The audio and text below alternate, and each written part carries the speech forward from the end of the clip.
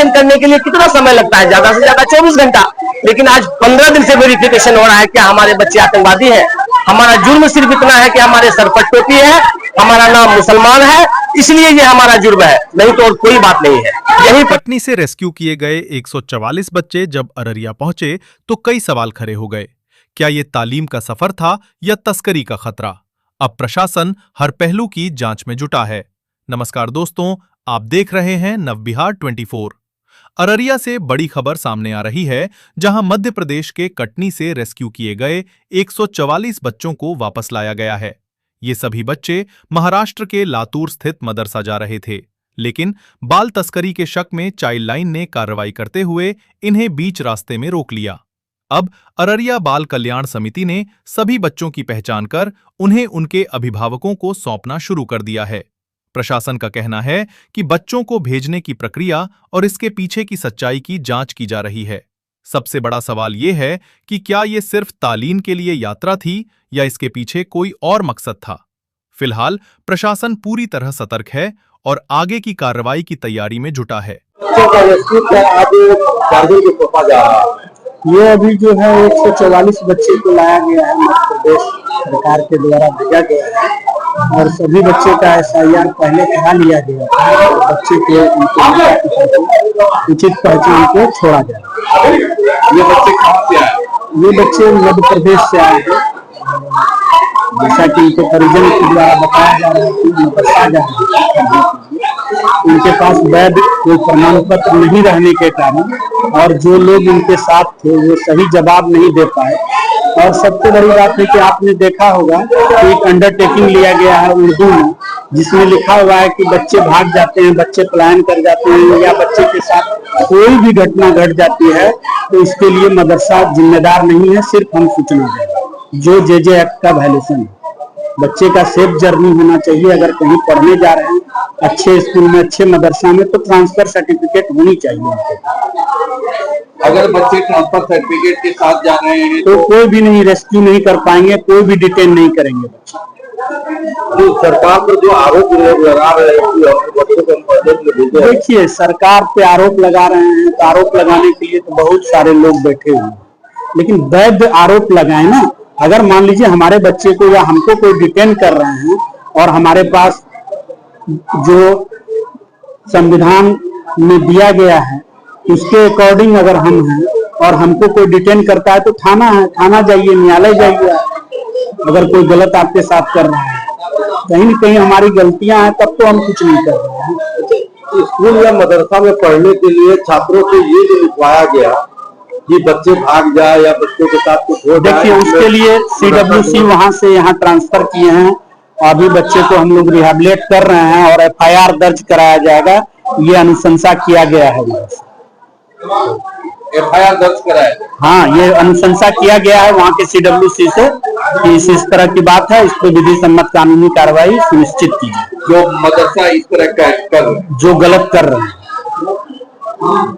44 बच्चों का रेस्क्यू कर अररिया आया हुआ है, क्या कहेंगे इस मामले पर? बड़ा अफसोस लग रहा है हमको। इसलिए अफसोस लग रहा है कि एक तो 15 दिनों से MP मध्य प्रदेश में वेरिफिकेशन इनका होता रहा। उसके बाद जब बच्चों को आज जिला भेजा गया तो आज फिर यहाँ देखिए लंबी कतार लगी हुई है। राशन की तरह लोगों का लाइन लगा हुआ है। एक तरफ से गवाह चाहिए, बच्चा का बाप चाहिए, माँ चाहिए, हर तरह का वेरिफिकेशन होने के बाद तब बच्चे को रिलीज किया जा रहा है। हमारा ये कहना है कि अगर वेरिफिकेशन ही करना था तो वहां के शासन प्रशासन को तुरंत जिला भेज देना था बच्चों को, और यहाँ पर उनके माँ बाप आकर वेरिफिकेशन कराकर अपने बच्चे को रिलीज कर लेते। लेकिन 15 दिनों के बाद, हिरासत में 15 दिनों के बाद बच्चों को जब रखने के बाद जब आज रिलीज किया गया है तो आज फिर देखिए लाइन पर कतार में लोग लगे हुए हैं, गवाह ढूंढ कर ला रहे हैं, उनका आधार कार्ड ला रहे हैं, जिला पार्षद को ला रहे हैं, मुखिया को ला रहे हैं, तब बच्चे दिया जा रहा है। ये अफसोसजनक है। इस तरह का एक्ट सरकार को बिल्कुल निरस्त कर देना चाहिए। वो इसलिए कि ये जो मासूम बच्चे हैं 8 साल 10 साल 12 साल के जिन बच्चों को पकड़ा गया, आज 15 दिन से हिरासत में रखा गया, आप बताइए कि इनका मानसिक संतुलन क्या हुआ होगा। 15 दिनों से जो बच्चा कस्टडी में अपनी जीवन बिता रहा होगा, उन बच्चों पर क्या बीत रहा होगा। हम सरकार से मांग करते हैं कि अगर इस तरह का कोई भी आपने कानून या एक्ट लागू किया है तो इनको तुरंत आप निरस्त करिए। ये एक्ट उन लोगों के लिए है जो मासूम बच्चा अपराधी है, गलत काम करता है, मर्डर कर दिया है, बलात्कार कर दिया है, उन बच्चों पे ये लागू होता है। ये पढ़ने लिखने वाले बच्चों पे ये एक्ट लागू बिल्कुल कतई नहीं होता है। हम इस चीज के खिलाफ हैं, सरकार की मुहिम के खिलाफ है हम। अच्छा, ऐसी क्या नौबत आ गई कि आपके अररिया में मदरसा होते हुए, बिहार में मदरसा कई है, उसको होते हुए आप यहाँ के बाहर आप भेजने? अच्छा, एक बात बताइए, ऐसी क्या नौबत है कि जिला पार्षद का बच्चा दिल्ली पढ़ने जाता है? नौबत यही है कि हमारे यहाँ अच्छा शिक्षा नहीं है। नौबत यह है कि हम अपने घर के बगल में मदरसे में जब रखते हैं तो वो बच्चे भागकर घर आ जाते हैं, जो बच्चे पढ़ नहीं पाते हैं। वो माँ बाप अपने से इसलिए दूर कर देते हैं कि 2-4-5 साल तक वो कंटिन्यू जब वहाँ रहेगा तो पढ़ाई में मन लगेगा और पढ़ लिख कर वो वहाँ से वापस आएंगे। इसी की व्यवस्था क्यों नहीं करवाई जाती है बच्चों को? जिस मदरसे में पहले पढ़ रहे थे वहाँ से ट्रांसफर पेपर की व्यवस्था क्यों नहीं कराई गई? नहीं, अगर सरकार का ये अगर प्रावधान है कि नहीं वहाँ के पेपर के माध्यम से बच्चे को मंगाया जाए तो ऐसा होगा। हम लोग सेटिस्फाइड करते हैं, हम लोग अपने लेटर पेड पे बच्चों के नाम को, बच्चों के गार्जियन के नाम को लिखकर सत्यापित करते हैं कि ये हमारे गांव का फला वार्ड का बच्चा है। हम लोग मोहर मारकर साइन करके तब उन लोगों को हम देते हैं, तब वो बच्चा पढ़ने के लिए मदरसा जाता है। इनकेस अगर किसी के पास ये पेपर नहीं है, छूट गया, तो वेरिफिकेशन करने के लिए कितना समय लगता है? ज्यादा से ज्यादा 24 घंटा। लेकिन आज 15 दिन से वेरिफिकेशन हो रहा है। क्या हमारे बच्चे आतंकवादी हैं? हमारा जुर्म सिर्फ इतना है कि हमारे सर पर टोपी है, हमारा नाम मुसलमान है, इसलिए ये हमारा जुर्म है, नहीं तो और कोई बात नहीं है। यहीं पर और किसी के बच्चे अगर पकड़े जाए तो 12 घंटा 24 घंटा में उसका वेरिफिकेशन होता है, आईडी चेक होता है, आधार कार्ड चेक होता है, उनको रिलीज किया जाता है। लेकिन हमारे साथ ये दुर्व्यवहार इसलिए हो रहा है कि हमारा गुनाह है कि हम हिंदुस्तान में मुसलमान हैं, ये हमारा गुनाह है। एक सवाल और है कि अभी जो बताया गया पदाधिकारी के द्वारा कि वहाँ के एफिडेविट में एक ये लिखा हुआ है कि बच्चे भाग जाए या बच्चे के साथ किसी तरह की कोई दुर्घटना हो जाए, उसमें मदरसा जिम्मेवार नहीं होगा। ये किस तरह का एग्रीमेंट है और ऐसा क्यों है? पढ़ाई में ऐसा एग्रीमेंट क्यों?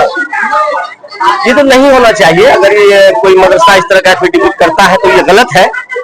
अगर कर भी लिया तो यहाँ बच्चों को ये मंशा है कि हमारा बच्चा किसी न किसी तरह से वो तालीम वो हासिल कर ले, वो नहीं होना चाहिए। अगर देखिए वो इसलिए करता है कि अब मदरसे में 100, 200, 400 बच्चे हैं, अगर वो बच्चा कोई एक बच्चा अगर निकल कर कहीं जाकर कोई घटना कर लिया तो इसमें मदरसा की रिस्पॉन्सिबिलिटी होती है।